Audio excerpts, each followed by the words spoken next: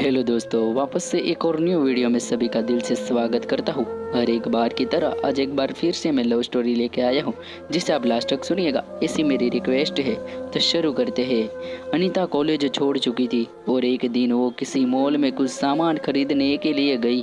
तभी वहाँ उसे एक कॉलेज का पुराना दोस्त दिनेश मिल गया। तो दिनेश अनीता से कहा, हेलो अनीता, तुम कैसी हो? कॉलेज छोड़ने के बाद हम सभी दोस्तों को भूल ही गई।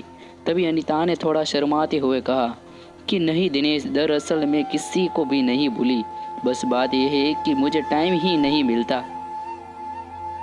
तभी दिनेश ने अनीता को ऊपर से लेकर नीचे तक उससे घूरकर देखने लगा और अनीता को देखकर वो अपने मन में ये सोच रहा था कि वाह, कितनी सुंदर है अनीता, इसका तो नंबर लेना ही पड़ेगा। वैसे अनीता शुरू से ही बहुत ही भोली लड़की थी और ये बात दिनेश जानता था। और दिनेश कॉलेज टाइम से ही बहुत ही फ्रॉड लड़का था, लेकिन ये बात अनीता को बिल्कुल मालूम नहीं थी। तभी दिनेश ने अनीता से कहा कि अनीता, चलो एक कप कॉफ़ी पीते हैं। तो अनीता ने मना किया, लेकिन दिनेश ने कहा कि यार पता नहीं फिर हम कब मिलेंगे, चलो ना यार। तब दिनेश ने उसका हाथ पकड़कर कॉफ़ी पिलाने ले गया और अनीता मना ही नहीं कर पाई। तभी दोनों ने कॉफ़ी पी ली। फिर अनीता जाने लगी, लेकिन दिनेश ने अनीता से बड़ी ही चालाकी से उसका नंबर भी मांग लिया और अनीता ने दिनेश को अपना नंबर न जाने क्यों दे दिया। तब अनीता ने कहा कि दिनेश, अब मैं चलती हूँ, शायद मुझे बहुत देर हो गई, घर पर सब मेरी राह देख रहे होंगे। तो दिनेश ने फिर से अनीता का हाथ पकड़कर कहा, अरे यार प्लीज़ अनीता, रुक तो सही, इतने दिन में हम मिले हैं, 5 मिनट रुक जाओ बस। अच्छा ये बताओ कि तुम्हारा अब तक कोई बॉयफ्रेंड है या नहीं? अभी तक तुम यूं ही शर्माती रहती हो। अनीता ने दिनेश से कहा कि नहीं दिनेश, मेरा कोई भी बॉयफ्रेंड नहीं है। तभी दिनेश ने चांच मारते हुए उससे कहा, अरे अनीता, तुम तो इतनी ज़्यादा खूबसूरत हो, फिर भी तुम्हें आज तक किसी ने भी प्रपोज क्यों नहीं किया? इस बात से अनीता थोड़ा उदास हो गई। इतने में ही दिनेश ने अनीता के कंधे पर हाथ रखते हुए कहा कि तुम चिंता मत करो अनीता, अब जल्दी ही तुम्हारी ज़िंदगी में एक बॉयफ्रेंड आने वाला है और वो तुमसे बहुत ही ज़्यादा प्यार करेगा। और दिनेश ने अनीता के हाथ पर हाथ रख दिया और जैसे अनीता के अंदर कोई करंट सा ही लगा हो, लेकिन शायद वो दिनेश की आंखों में उसका फ्रॉडपना बिल्कुल भी नहीं देख पाई और वो दिनेश का हाथ अपने हाथ पर से भी नहीं हटा पाई। तभी दिनेश ने अनीता को उसके साथ एक सेल्फी लेने को कहा, लेकिन न जाने अनीता उसको मना क्यों नहीं कर पा रही थी। शायद दिनेश उसके भोलेपन का फ़ायदा उठा रहा था। अब तो दिनेश न जाने उसे व्हाट्सएप पर क्या क्या भेज रहा था, कभी गुलाब का फूल भेज रहा था तो कभी उसे हार्ट या किसिंग वाले मैसेज भेज रहा था।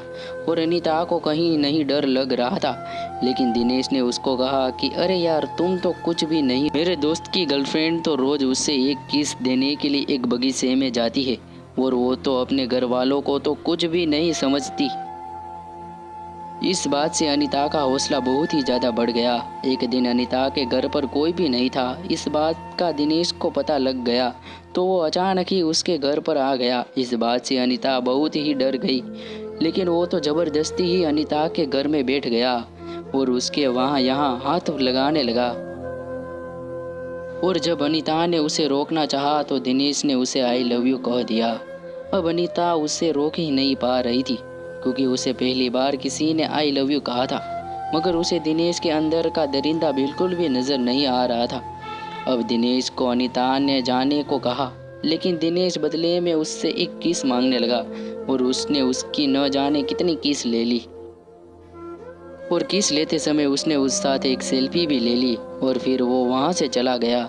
अब अनीता को बहुत ही ज़्यादा डर लग रहा था, लेकिन उसने दिनेश के बारे में अपने घर वालों को कुछ भी नहीं बताया। अब दिनेश पूरे दिन ही अनीता से फ़ोन पर बात करता रहता। एक बार दिनेश ने अनीता को एक होटल में आने को कहा, लेकिन अनीता ने उससे कहा कि दिनेश, तुम मुझसे एक बार शादी कर लो, फिर चाहे तुम मुझे कहीं पर भी घुमाने ले चलो। लेकिन फिर दिनेश ने जिद करते हुए कहा कि नहीं अनीता, मैं तुमसे बहुत ही प्यार करता हूँ और फिर एक दिन शादी भी कर ही लूँगा, तो फिर तुम्हें सिर्फ एक बार होटल में मेरे साथ चलने में क्या इर्ज़ है? तब अनीता ने कहा कि दिनेश, शादी से पहले ये सब करना गलत होगा। तभी दिनेश ने बड़ी ही चालाकी से उससे कहा कि चलो अनीता, मैं तुम्हारे साथ कुछ भी गलत नहीं करूँगा, लेकिन बस एक बार तुम मुझसे मिलने होटल में आ जाओ, 10 मिनट मुझसे बात करके चली जाना। अब अनीता उसकी बहकी बातों में आ गई और उससे होटल में आने के लिए दिनेश को हाँ कह दिया। और तो और उसने अपने घर वालों को भी कुछ भी नहीं बताया और वो दिनेश के पास उस होटल में पहुंच गई। और जैसे ही अनीता वहां गई तो दिनेश ने उसे एक कोल्ड ड्रिंक्स में नशे की दवा मिलाकर पिला दी और अब धीरे धीरे उसे नशा होने लगा। तभी अचानक अनीता के सामने दिनेश का एक दोस्त भी आ गया और वो दोनों ही अनीता को देखकर मुस्कुरा रहे थे। अब अनीता सब समझ चुकी थी कि दिनेश ने उसके साथ धोखा किया है और फिर दिनेश और उसके एक दोस्त ने मिलकर अनीता के साथ जो गंदा काम किया उसके बारे में मैं आपको आगे की कहानी नहीं बता सकता, क्योंकि दोस्तों ये किसी बेटी या बहन की इज्जत का सवाल है। इसलिए मेरी प्यारी बहनों, प्यार करो मगर सच्चा। और हाँ, अगर कोई लड़का आपको शादी से पहले होटल में या किसी अनजान जगह मिलने को कहे तो समझ जाना कि आपकी इज्जत और आपका जीवन बहुत ही ज़्यादा खतरे में हो सकता है। अगर आपको आपके बॉयफ्रेंड पर पूरा विश्वास भी हो तो प्लीज़ एक बार अपने घर वालों या किसी भी नज़दीकी सहेलियों से सलाह ज़रूर लें ताकि आपका जीवन हमेशा सुरक्षित रहे। तो दोस्तों, कहानी कैसी लगी कमेंट करके ज़रूर से बताइएगा। मिलते हैं ऐसी ही कहानी के साथ दोबारा, तब तक अपना ख्याल रखिएगा। जय हिंद, जय भारत। दोस्तों, वीडियो पसंद आई हो तो लाइक का बटन ज़रूर से दबा देना, चैनल पर नहीं आए हो तो सब्सक्राइब ज़रूर कर देना, नोटिफिकेशन भी ऑन कर देना।